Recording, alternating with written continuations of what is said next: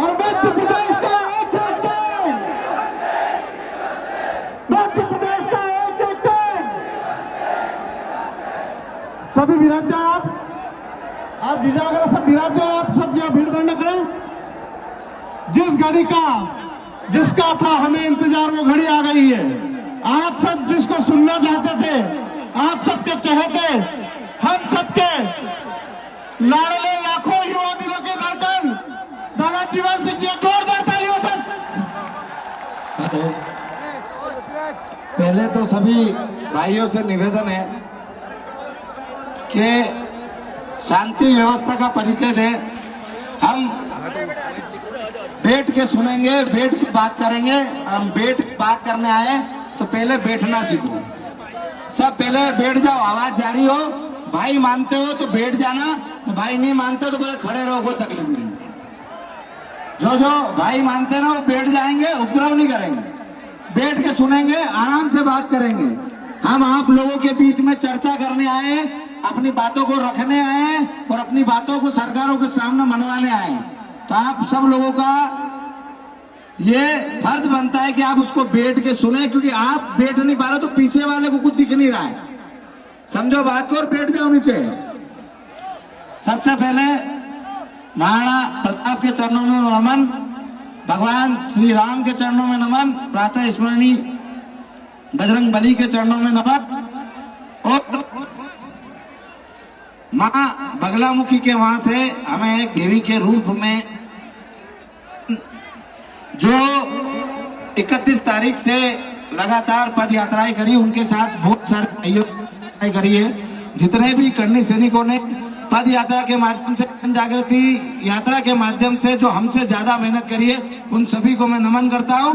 जो देवी रूपी हमारी बहन है, इसके चरण छू के, इसके पैर धो के आगे की शुरुआत करते हैं। हम कुर्सी लाओ, एक कुर्सी मंगा लो, कटना है ये गुड़िया है दादा। आगे। एक एक करके पदार्थ जाओ। पानी मंगाना भैया, बैठो, मोजा निकाल दो बेटा। अब वहाँ कहीं में गए, पानी की बाटला ले, कहीं नीचे है रखवा को।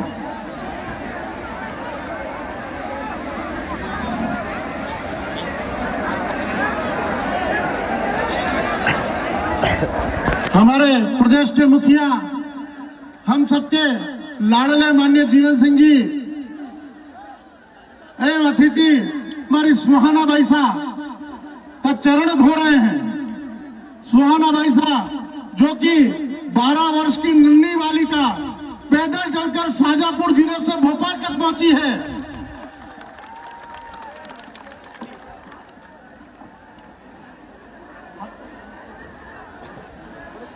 यह नन्ही मुन्नी गुड़िया जो मध्य प्रदेश के शाजापुर जिले से है और पैदल पैदल चलकर मां करणी का आशीर्वाद लेकर आज इस जन सैलाब में उपस्थित हुई है। मेरे सभी साथियों, हमारे जीवन दादा चरण धो रहे हैं बालिका के।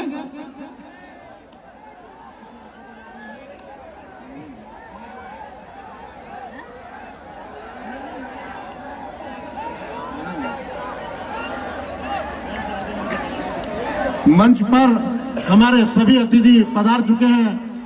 माननीय दादा महिपाल सिंह जी मकराना, माननीय दादा राज सिंह जी शेखावत साहब, मंजीत दादा, उमेश सिंह जी, जीवन दादा, हमारे पूरी टीम के सभी माननीय सम्मानीय अतिथि आदरणीय रविंद्र दादा, आप सबके युवाओं के दिलों की धड़कन रविंद्र सिंह जी, सभी अतिथि हमारे बीच में मंच पर है। राज शेखावत साहब और मकराना साहब नन्ही बालिका के चरण वंदना कर रहे हैं।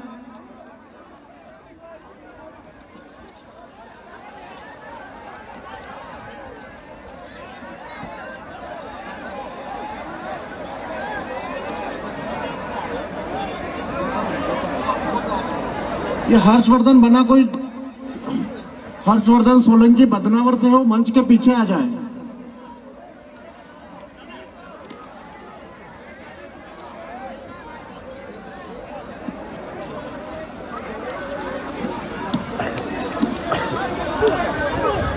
तो बोलो जय शिवा सरदार की, जय शिवा सरदार की।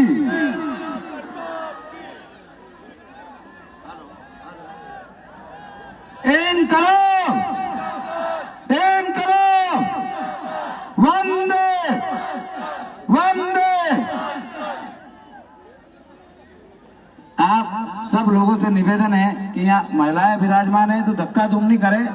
मैं सुबह भी एक भाई पे इसलिए नाराज हो रहा था कि वहां से जो रास्ता है, उस रास्ते से जिस बहन ने आपके लिए 31 तारीख से पद यात्राएं करी, उसको आने के लिए रास्ता तक नहीं दिया जा रहा था, खाली इधर कूदने के लिए।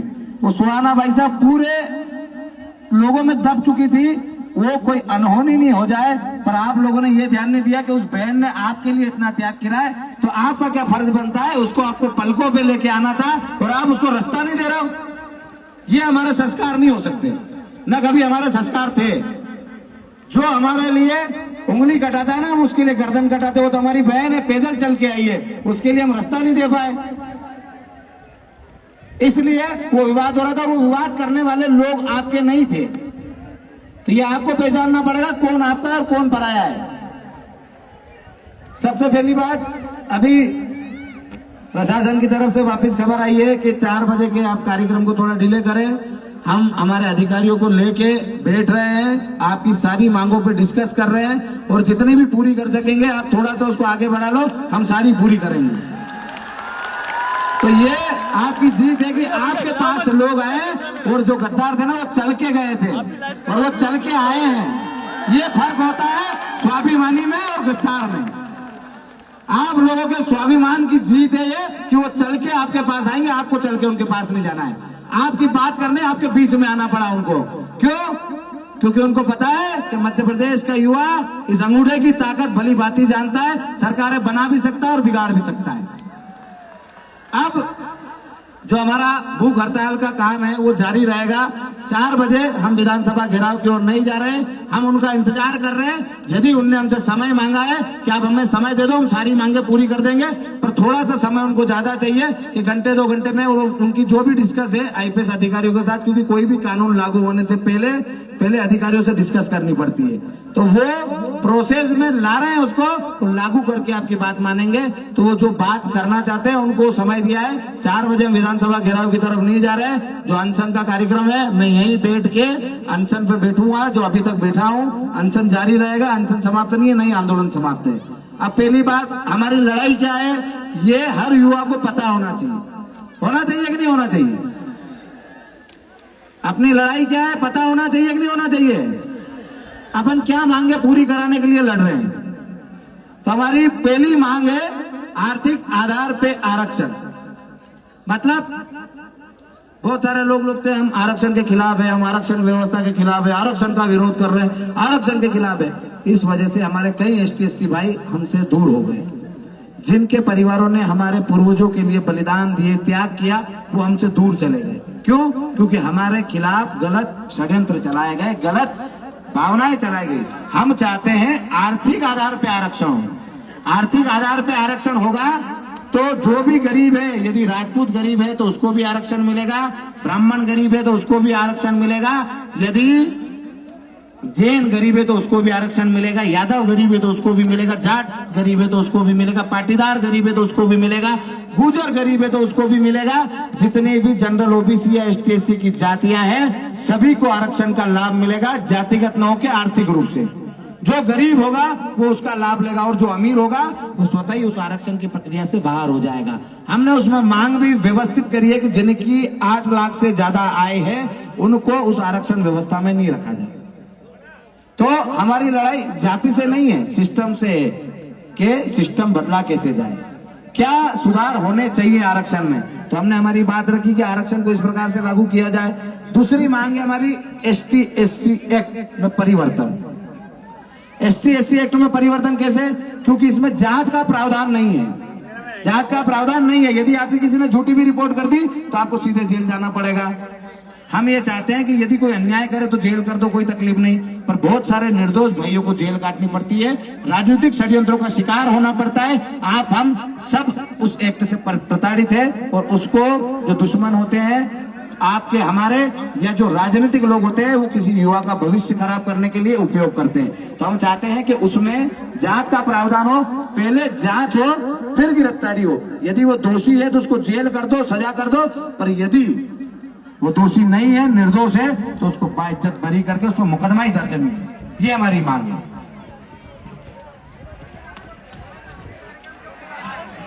तीसरी मांग है हमारी, एसटी एससी एक्ट की तर्ज पर जनरल ओबीसी एक्ट बनाया जाए।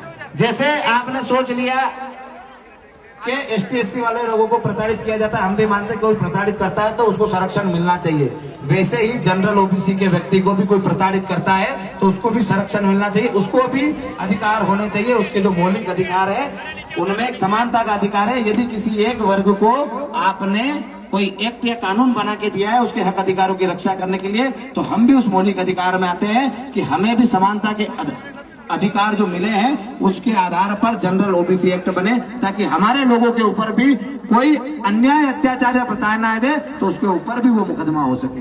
दोनों में समानता क्या होनी चाहिए, बेटी किसी की भी हो, किसी भी धर्म की हो, किसी भी जाति की हो, यदि उसके साथ गलत होता है तो उसको फांसी की सजा मिलनी चाहिए, न कि एक जाति विशेष को देखकर उसको रकम मिलनी चाहिए और एक जाति विशेष को देखकर एफआईआर भी नहीं होनी चाहिए। ये मध्य प्रदेश में लंबे समय से चल रहा है कि यदि किसी एसटी एससी की बहन के साथ गलत होता है तो उसको 2.5 लाख रुपए मिलते हैं छेड़छाड़ पे, और यदि 376 बलात्कार होता है तो 8.5 लाख रुपए मिलते हैं। और वही घटना हमारे किसी जनरल या ओबीसी के व्यक्ति के साथ होती है तो कहीं ना कहीं वो ठगा हुआ महसूस करता है, उसकी एफआईआर तक नहीं होती है। हम ये चाहते हैं कि वो भी एसटी एससी की जो महिला है, वो हमारी बहन है, उसके साथ अत्याचार होता है तो उसका सिर कलम करके लटका देना चाहिए चौराहे पे, पर वो का वो हमारे साथ भी होना चाहिए कि हमारे वर्ग में भी किसी बहन बेटी के साथ अत्याचार हो तो उसकी भी गर्दन काट के चौराहे पे लटकानी चाहिए।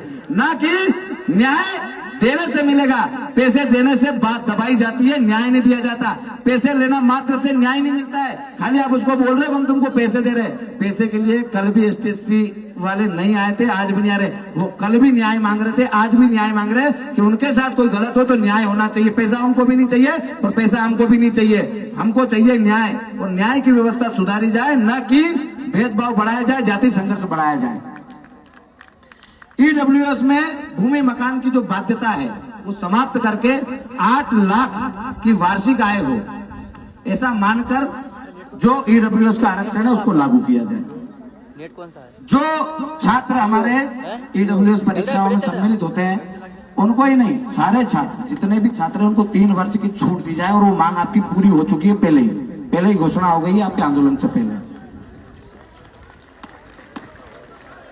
वर्तमान में प्रक्रियाधीन शिक्षक भर्ती 2018 में प्रथम काउंसलिंग के पश्चात शेष बचे ईडब्ल्यूएस वर्ग के समस्त पदों को द्वितीय काउंसलिंग या शिक्षा विभाग की वर्तमान नियोजन प्रक्रिया में समस्त पदों के साथ ईडब्ल्यूएस वर्ग के पात्र अभ्यर्थियों से भरा जाए। ईडब्ल्यूएस के रिक्त पदों को किसी और वर्ग से ना भरा जाए। मतलब समझ रहे हो, तुम्हारे लिए 1000 पद निकाले, उसमें 500 सिलेक्शन हो गए तुम्हारे, फिर 500 बच गए, उसमें क्या करेंगे, तुमको नहीं लेंगे, वापस दूसरों को भरेंगे।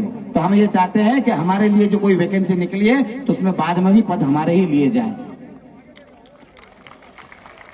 प्राथमिक शिक्षा भर्ती वर्ग 3 के पदों में 51,000 पदों पर न्याय संगत रोस्टर के साथ भर्ती की जावे।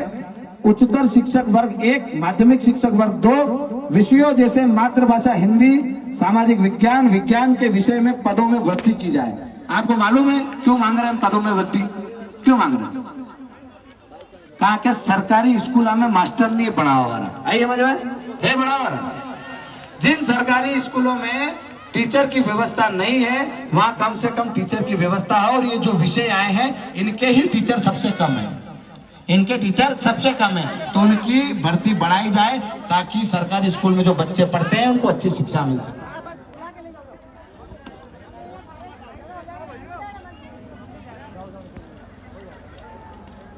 भर्ती कानून बनाया जाए, ये 7वीं मांग है हमारी। ये कोरोना काल के पहले से, जब से सरकार बनी बिगड़ी, आपको पता है 5 सालों से मध्य प्रदेश में कोई भर्ती नहीं है। आई क्या भर्ती? सारे युवा मेहनत करते रहे और क्या मिला? एक वैकेंसी नहीं निकली और लोगों ने बोल दिया कि तुम नाकार हो, तुम निकम्मे हो। वो नाकार निकम्मे नहीं है, हमारी सरकार नाकार और निकम्मी है। वो बच्चे फेल नहीं हुए, वो सरकारें फेल हुई। क्यों फेल हुई? कि जो बच्चे मेहनत कर रहे थे उनके लिए आप वैकेंसी नहीं निकाल पाए 5 सालों में। और जब चुनाव आने वाले, आप बोल रहे हो वैकेंसियां निकालेंगे। अरे जो 5 सालों में वैकेंसी निकलनी थी, जो बच्चे 23 साल के थे, 28 साल की जो उम्र होती है कि 28 साल में अवरेज हो जाएगा, वो 28 साल के हो और अवरेज होके उनको बाहर फेंक दिया। ये तो करणी सेना परिवार और सर्व समाज के भाइयों ने दम दिखाया, ताकत दिखाई, तो 3 साल की उन्होंने आयु सीमा बढ़ा दी। तो जो लोग वंचित हुए थे वो वापस पात्र हुए और इन भर्तियों में शामिल हो रहे हैं। तो हम चाहते हैं कि भर्ती कानून में प्रत्येक वर्ष डिसाइड करे सरकार के इतनी वैकेंसी हम निकालेंगे और प्रति वर्ष नियमानुसार भर्तियां निकले, किसी भी साल गैप नहीं दी जाए। इसलिए हम चाहते हैं कि भर्ती कानून बनाया जाए, भर्ती आयोग बनाया जाए, ताकि मध्य प्रदेश शासन भर्तियां सुनिश्चित कर सके कि इतनी भर्तियां साल में निकालनी है। 8वीं मांगे मध्य प्रदेश में, जहां जितने भी यहाँ मीडिया कर्मी हैं, उनकी भी हमारे पास एक मांग आई थी, ज्वलंत मांग थी, हाथों हाथी आई थी। तो उन मीडिया कर्मियों के लिए भी हमने एक मांग रखी है कि मध्य प्रदेश में मीडिया कर्मियों को अधिमान्यता देने वाली तथा बीमारी में आर्थिक मदद देने वाली राज्य और संभाग स्तरीय समितियों का पुनर्गठन किया जाए। वह मीडिया कर्मियों पर लादे गए झूठे मुकदमे वापस लिए जाए। आप लोगों को जैसे सत्ता डराती है, धमकाती है, और आपको ऐसे सामाजिक आंदोलनों को नहीं बताने के लिए प्रताड़ित करके जो मुकदमे लगाती है, हम चाहते हैं कि आपके लिए भी ये करणी सेना परिवार लड़े, ताकि आप सच को दुनिया के सामने बता सको। सच क्या है ये आप बताओगे, ये हमारी जवाबदारी है। हम आपके लिए आजीवन लड़ेंगे निस्वार्थ भाव से। इसलिए आपकी मांग रखी है कि आपको कोई डरा धमका नहीं सके और आप पे जो झूठे मुकदमे होते हैं वो वापस हो।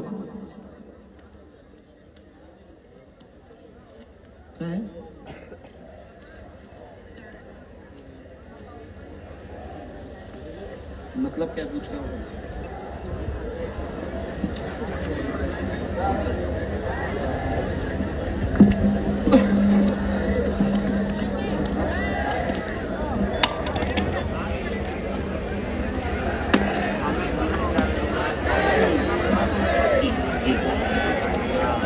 केंद्र और राज्य सरकार की आने वाली सभी भर्तियों में वर्गों को 3 वर्ष की अतिरिक्त छूट दी जाए। राज्य सरकार द्वारा दी गई 3 वर्ष की छूट की समय अवधि 1 वर्ष से बढ़ाकर 2 वर्ष की जाए।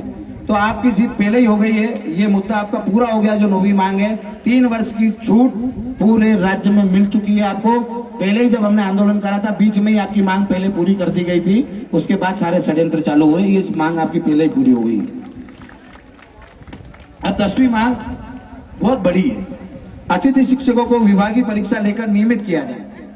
वर्ग 1 एवं वर्ग 2 की शिक्षक भर्ती 2018, जिन अतिथि शिक्षकों के कार्य अनुभव पूर्ण थे, उनके अतिथि शिक्षक अनुबंध 2020-2021 तक मान्य कर अतिथि कोटे को 25% का लाभ दिया जाए। महानुभावों को भी योग्यता के आधार पर नियमित किया जाए।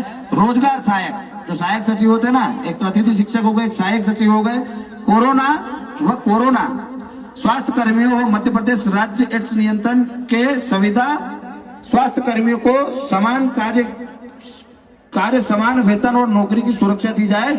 उनको नौकरी से न निकाला जाए और वेतन और नौकरी की सुरक्षा दी जाए। उनको नौकरी से न निकाला जाए और उनको नियमित किया जाए। मध्य प्रदेश के सभी बिजली विभाग सहित सभी विभागों में कार्यरत आउटसोर्स कर्मचारियों को भी योग्यता के आधार पर नियमित किया जाए।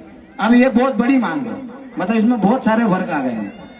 अतिथि शिक्षक आ गए, रोजगार सहायक आ गए, कोरोना में जिन लोगों ने सेवाएं दी वो लोग आ गए हैं, स्वास्थ्य कर्मी जितने भी संविदा वो आ गए हैं, और जो विद्युत मंडल में काम करते हैं वो भी आ गए। इन सब की मांगे इसलिए पूरी करना जरूरी है कि ये भारत की नींव है और इनके आधार पर ही पंचायत चलती है, इनके आधार पर ही स्कूल चलता है और इनके आधार पर ही बिजली विभाग चलता है। ये तीनों चीजें नहीं होगी तो देश में सब सन्नाटा छा जाएगा। इसलिए इन तीनों कर्मचारियों को, चारों कर्मचारी वर्ग को स्थायी किया जाए।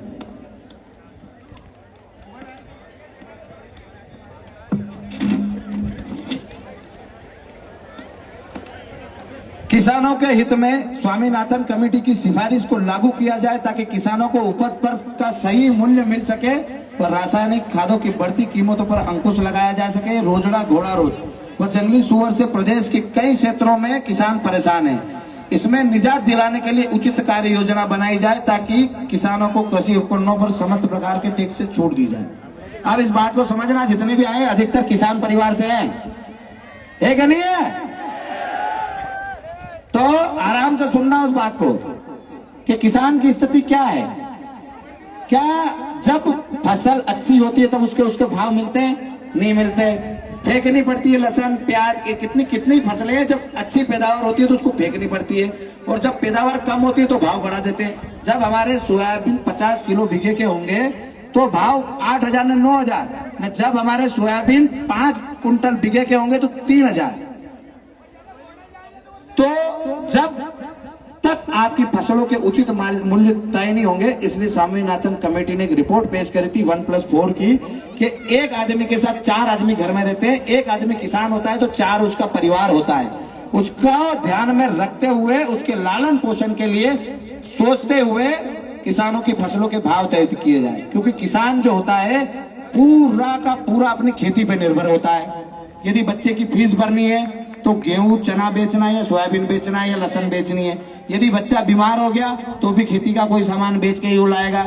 बच्चे की पढ़ाई कराना है तो फसल पे निर्धारित है। बच्चे की शादी हुई तो या तो वो कर्जा उठाएगा या जमीन बेचेगा और शादी करेगा, क्योंकि हमारी फसलों के कभी हमें भाव इतने मिले ही नहीं कि हम सेविंग कर सकें।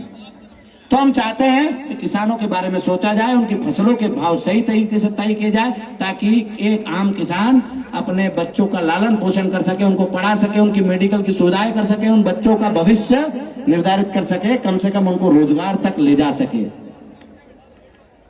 तो जो हमारी लड़ाई है किसानों की भी है, आप और हम सब किसान हैं। घोड़ा रोज से हम कितने परेशान हैं, कितने दुखी हैं।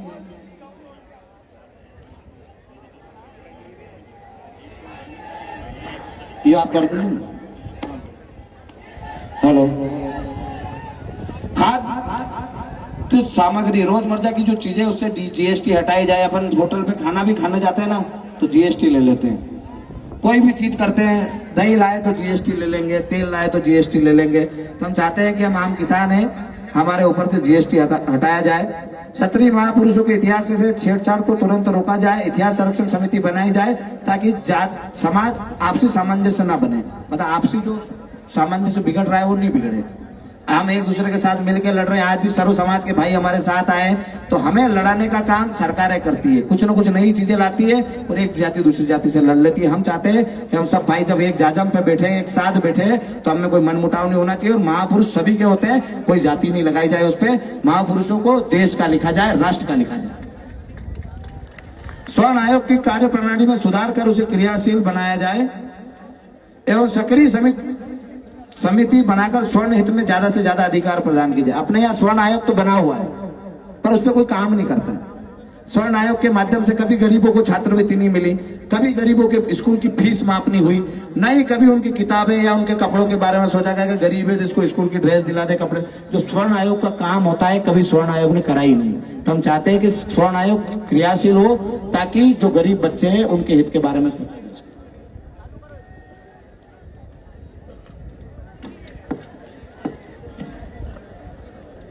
राज्य कर्मचारी आयोग की सिफारिश, जिसमें कर्मचारी की रिटायरमेंट आयु 65 वर्ष करने को कहा गया है। किसी भी परिस्थिति में अब कर्मचारियों की रिटायरमेंट आयु नहीं बढ़ाई जाए ताकि प्रदेश में बढ़ती बेरोजगारी पर अंकुश लगाया जा सके, युवाओं को अधिक अवसर दिए जाए। खाली उनके कहने मात्र से नहीं हो जाएगा कि हमने 260 साल से 62 कर दिए, 62 से 65 कर देंगे। तो अपने को लग रहा है कि इनको पास पैसे देने के नहीं है। अरे देने के नहीं है, वो यदि रिटायरमेंट नहीं लेंगे तो नए लड़के लगेंगे कैसे? तो कहीं ना कहीं रोजगार के ऊपर सीधा सा प्रहार है। तो हम चाहते हैं कि उनकी जो भी व्यवस्था है वो सरकार करे, पर उनकी जब उम्र पूरी हो जाती है तो उनकी जगह नए लोगों को लाया जाए ताकि वो नए लोग रोजगार पा सके। गौ माता को राष्ट्र माता का दर्जा दिया जाए और गौशालाओं में जो भी समस्या आ रही, क्या समस्या है मालूम? क्या समस्या? पहले गौ माता के लिए 20 रुपए आते थे महीने के, आज 5 रुपए आ रहे हैं। 5 रुपए में गौ माता का पेट भर सकते हैं अपन? नहीं भर सकते। तो गौशालाओं में कम से कम जितना उनका खर्चा आता है उतना तो दिया जाए। और जो गोमूत्र और गोबर है उसको सरकार खरीद के कहीं ना कहीं अच्छी जगह लगाए, खाद सामग्री हो या गोमूत्र से भी बहुत सारी चीजें होती है। अपने गैस भी के चूल्हे भी चलाए हैं, गैस भी उत्पन्न हो सकती है गौ माता के गोबर से। तो उसके लिए व्यवस्थित रूपरेखा बना के गौ माता के लिए नियम कानून बनाए और माता को, गौ माता को राष्ट्र माता का दर्जा दिया जाए। अब एक मालूम तो है, इसे अपने मुख्यमंत्री जी 4-5 बार घोषणाएं कर चुके हैं, पद्मावत मूवी में जितने भी मुकदमे हुए वापस लिए जाते हैं, पर अभी तक नहीं हुए। तो हमने फिर कहा कि पद्मावती फिल्म के विरोध में वह किसान आंदोलन में जितने भी दर्ज मुकदमे हैं वो वापस लिए जाए, क्योंकि किसान भी हमारे आपस के ही थे, हम में से ही थे। तो पद्मावत मूवी और किसान आंदोलन में जितने भी मुकदमे दर्ज हुए थे वो वापस लिए जाए सरकार के द्वारा, क्योंकि अनीति के द्वारा वो मुकदमे बनाए गए थे। वो अन्याय और अत्याचार के खिलाफ लड़ रहे थे, उन लोगों पे भी आप मुकदमा करोगे तो अन्याय और अत्याचार के खिलाफ लड़ेगा कौन? इस तानाशाही को हम नहीं झेलेंगे, इसलिए इन सारे मुकदमों को वापस लिया जाए। मध्य प्रदेश की भर्तियों में जहां के युवाओं को ही प्राथमिकता दी जाए, अन्य राज्यों के अभ्यर्थियों को कोटा सीमित किया जाए। जैसे कि कहीं भी सरकारी वैकेंसी निकलती है तो हर राज्य में अलग अलग कोटा निर्धारित है, हमारे यहाँ कोई कोटा निर्धारित नहीं है। तो हम ये चाहते हैं कि मध्य प्रदेश के जो राज्य के युवा हैं उनको प्राथमिकता दे और एक कोटा सेट करे कि हर राज्य का अलग अलग कोटा, इतने से इतने लोगों को हम लेंगे। हमें यह नहीं है कि कोई दूसरे राज्य का आके यहाँ नौकरी नहीं करे, पर कोटा तय हो कि इतने लोग यहाँ करेंगे, बाकी के लोगों को, यहीं के लोगों को रोजगार मिलेगा। यह हर राज्य में पहले से है, हमारे यहाँ नहीं। महंगाई तो कर्मचारियों को दी जा रही पदोन्नति के साथ उन्हें उनके साथ अधिकार व सुविधाएं भी दी जाए। कर्मचारियों की पेंशन पुनः चालू की जाए। अब कर्मचारियों की पेंशन बंद कर दी और उनको क्या है कि गेट पे तो मिल रहा है पर ग्रेड नहीं बढ़ रही। मतलब आपको टीआई हो, एसआई हो, मतलब 1 स्टार हो तो 2 स्टार बना दिया, पर वो कागज में 1 स्टार ही लिखा हुआ है। तो हम चाहते हैं कि उनकी ग्रेड पे बढ़ाई जा रही है, मतलब जो उनकी ग्रेड पे बढ़ाई जा रही है उसे उनकी ग्रेड भी बढ़ाई जाए। ये पुलिस कर्मियों के लिए मांग है और उनकी पेंशन भी चालू की जाए। नहीं, ये सभी कर्मचारियों के लिए थी पदोन्नति में। तो ये पुलिस वालों के लिए जैसे ही उनको अधिकार नहीं मिल रहे वैसे इनको भी नहीं मिल रहे। पुलिस विभाग में आरक्षकों की वेतन विसंगति को दूर कर 2400 ग्रेड पे लागू की जाए एवं प्रदेश के होमगार्ड सैनिकों को भी पुलिस कर्मियों की तरह ही वेतन और भत्ते प्रदान किए जाए। सरकारी स्कूलों की कार्यप्रणाली में सुधार कर शिक्षा का स्तर सुधारा जाए और प्राइवेट स्कूलों के मशीनरी स्कूलों की तानाशाही समाप्त कर फीस नियंत्रण रखे एक कमेटी बनाई जाए। इसको आपको विस्तार से सुनना पड़ेगा, समझना पड़ेगा, क्योंकि ये बहुत बड़ा मुद्दा है। जैसे कि हमने कहा कि सरकारी स्कूलों की कार्यप्रणाली सुधारी जाए। अब सरकारी स्कूलों में बच्चे जाते हैं 20, 25, 10। यदि आपके गांव में आपका सरकारी स्कूल अच्छा होगा, प्राइवेट से बेहतर होगा, तो आप आपके बच्चों को कहां पढ़ाओगे? सरकारी स्कूल में, प्राइवेट में पढ़ाने थोड़ी भेजोगे। तो हम ये चाहते हैं कि उसकी व्यवस्था अच्छी हो। व्यवस्था अच्छी कैसे होगी? वहां अच्छे टीचर आएंगे, उसकी व्यवस्था सुधारेंगे, वहां के ड्रेस को सुधारेंगे, वहां बैठने की व्यवस्था अच्छी करेंगे, जब जाके वो प्राइवेट से अच्छा होगा। वहां पढ़ाई अच्छी होगी तभी हम हमारे बच्चे को प्राइवेट से निकाल के सरकारी में डालेंगे। तो हमारे ऊपर से जो आम व्यक्ति उसके ऊपर से जो शिक्षा का बोझ होता है या जवाबदारी होती है वो कहीं ना कहीं कम होगी। एक आम व्यक्ति के 3000 रुपए महीने के भी बचेंगे ना तो साल के 36,000 बचते हैं। वो उसके लिए बहुत बड़ी जीत होगी यदि सरकारें ये काम करती है। जबकि ये सरकारों के मौलिक कर्तव्य है कि उनको अच्छी शिक्षा और अच्छा स्वास्थ्य आपकी राज्य की जनता को देना है। प्रदेश का मुख्यमंत्री की जवाबदारी होती है, उससे मौलिक कर्तव्य है, उसको निभाना चाहिए, वो नहीं निभा रहे। जी वैसे ही जो हमारे प्रधानमंत्री होते हैं उनके भी ये मौलिक कर्तव्य है कि अच्छी शिक्षा और अच्छा स्वास्थ्य पूरे देश को दिया जाए। तो शिक्षा व्यवस्था में सुधार हो। और जो उन स्कूलों की बात हो रही, प्राइवेट स्कूलों की, जहां महीने के 1-1 लाख रुपए, 2-2 लाख रुपए सालाना फीस है, उनकी बात नहीं हो रही। जिनकी बेचारों की 1500, 2000 रुपए, 3000, 5000 फीस है, क्योंकि वो उनका इतना खर्चा भी आता है। जो छोटे स्कूल है उनकी की बात नहीं हो रही, जो बड़े स्कूल है उनकी बात हो रही है। जो बड़े स्कूल लाख लाख 2-2 लाख रुपए फीस ले रहे हैं, उनकी जो फीस है उस पर नियंत्रण हो। जो दूसरे प्राइवेट स्कूल है उसी के बात ही उनकी फीस हो। मध्य प्रदेश सरकार द्वारा पूर्व सैनिकों को नौकरियों में 10% आरक्षण का प्रावधान था, लेकिन मध्य प्रदेश सरकार ने नियमों में परिवर्तन कर हॉरिजॉन्टल कर मौजूदा भर्तियों में भूतपूर्व सैनिकों का आरक्षण स्वतः ही समाप्त कर दिया है, जो पूर्व सैनिकों के साथ अन्याय है। इसे 2017 के नियम के आधार पर हॉरिजॉन्टल विथ कंपार्टमेंट किया जावे, हॉरिजॉन्टल ऑल ओवर को समाप्त किया जावे, प्रथम स्टेज से ही आरक्षण का लाभ दिया जावे। मध्य प्रदेश के समस्त संपूर्ण जिलों में पुलिस कार्यालयों में सैनिक हेल्प डेस्क अलग से स्थापित किया जाए। तो जो सैनिक हैं जो अपने देश पे अपने तिरंगे के लिए अपने देशवासियों के लिए जान न्यौछावर कर देते हैं हंसते हंसते, उनके लिए यदि सरकारें इतना नीचता पे आ रही है, इतनी तानाशाही कर रही है कि उनके आरक्षण को समाप्त किया जा रहा है, उनके आरक्षण को कभी समाप्त नहीं किया जाना चाहिए, क्योंकि वो देश की नींव है, वही देश की शान है। तिरंगे के बाद सबसे कोई सम्मानित है तो देश का सैनिक है, जो अपना संपूर्ण देके इस देश की सुरक्षा करता है, इस मातृभूमि की सुरक्षा करता है, और आप और हम शांति से घर पे रहते हैं। तो उनको जो सुविधाएं असुविधाएं हो रही है, सरकार से हम निवेदन करेंगे कि जल्द से जल्द उनका आरक्षण वैसा ही रखा जाए। और मैं तो बोलता हूँ सैनिकों को आरक्षण बढ़ा दिया जाए, क्योंकि सेना जो सैनिक होते हैं वो करप्ट नहीं होते हैं, वो ईमानदारी से देश सेवा करेंगे। 10% का 20% कर दो, पर उनको दो। इन्हीं मुद्दों को लेके हमने हमारी लड़ाई लड़ी है, हमारी मांगे रखी है आपके सामने।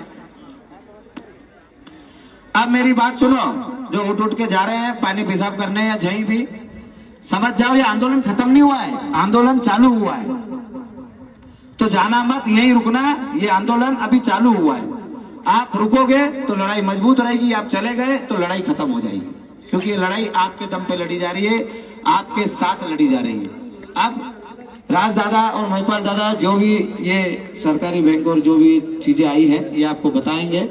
और हम चाहते हैं कि अब हम जो मैं यहाँ बैठने वाला हूँ भूख हड़ताल पे, मैं तो सुबह से ही भूख हड़ताल पे हूँ, अब मैं बैठूंगा। आप सबकी जवाबदारी है कि आपको इस आंदोलन को मजबूत करना है कि घर जाना है। यदि घर जाना हो तो आप पधार जाना, मेरी तरफ से कोई दबाव नहीं है, पर यदि ये लड़ाई अधर्म के खिलाफ है तो यहीं बैठे रहना और यहाँ से हिलना मत। दोस्तों कोई भी जाएगा नहीं, अभी तक हमारी मांगे मानी नहीं गई है। उन्होंने समय लिया है, उन्होंने समय एक्स्ट्रा से लिया है। आप जाना मत, मैदान मत छोड़ना। 4 बजे तक का समय हमने दिया था, उन्होंने